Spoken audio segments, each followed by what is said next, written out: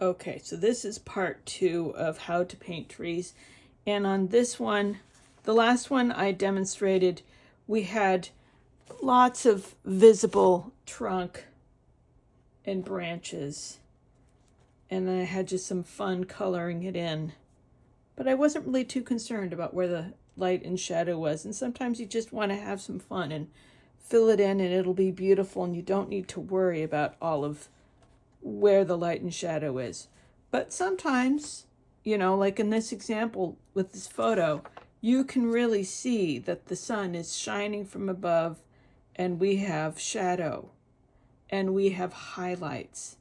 So sometimes when you paint a picture, you want to show where the shadow and the highlights are, kind of like when we paint a still life, same thing. So how do you get that effect when you have different values, right? Here's an extreme version, right? This tree is lighter. We've got a darker tree behind it.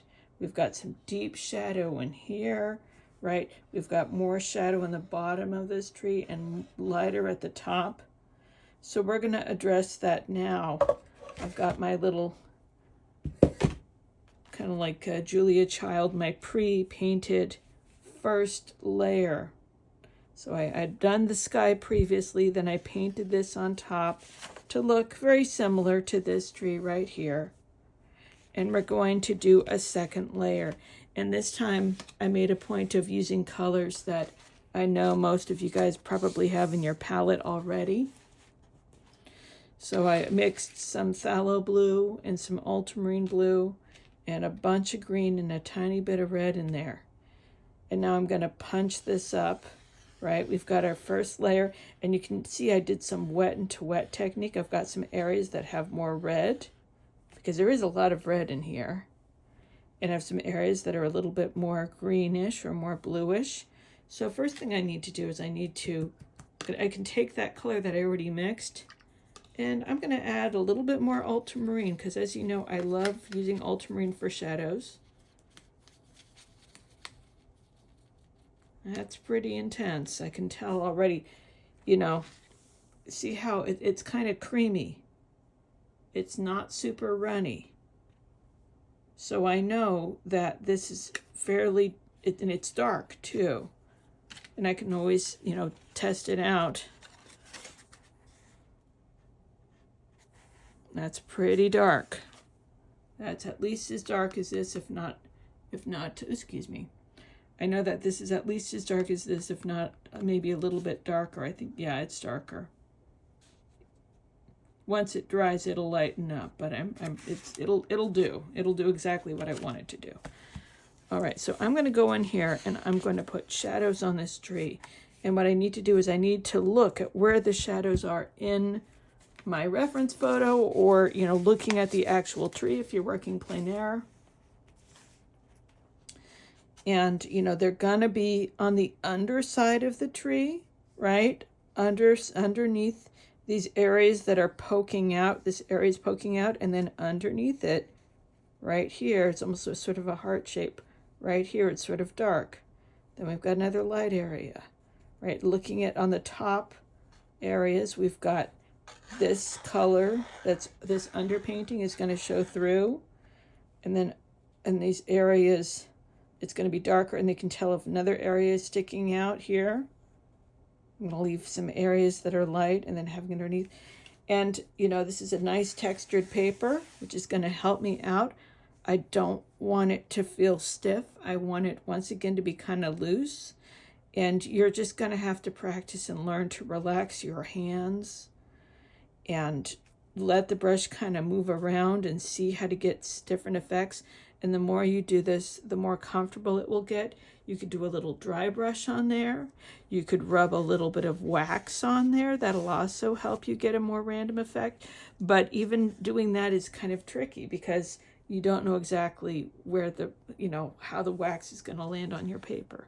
So I'm just going to go in and just make some little dots. I'm a big fan of little dots. And you can do it with a fan brush, but you can also just do it with a regular brush. So I'm looking, I'm geeking out, and I'm noticing where these dark areas are. And I just go dot, dot, dot, dot, dot, dot, dot, dot, dot. Right? I can, oh, there's some area over here that's in shadow. I could throw that in there too. It's not going to be exactly the same, but I'm getting a lot of inspiration from the original.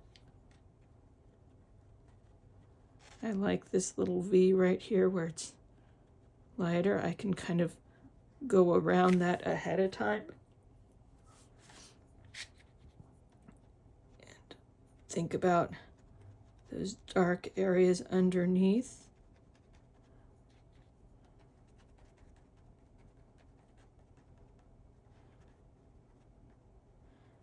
And over here it's a little bit more random.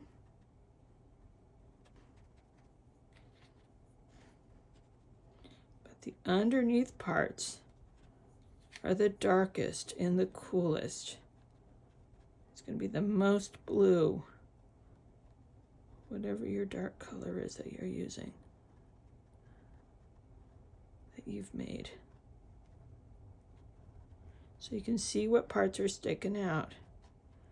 I can go over here and fill in over here. I'm just going dot, dot, dot, dot, dot.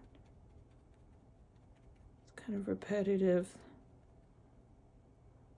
Don't color that in. I'm resisting that temptation to color that in. Can kind of fill in a little bit more.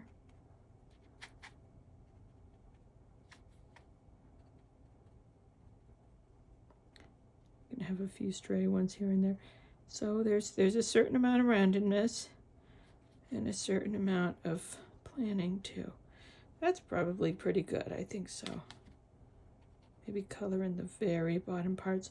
And I've got this tree trunk. I could make this all monochromatic if I want to add a little more brown to it. I'm going into my red, right?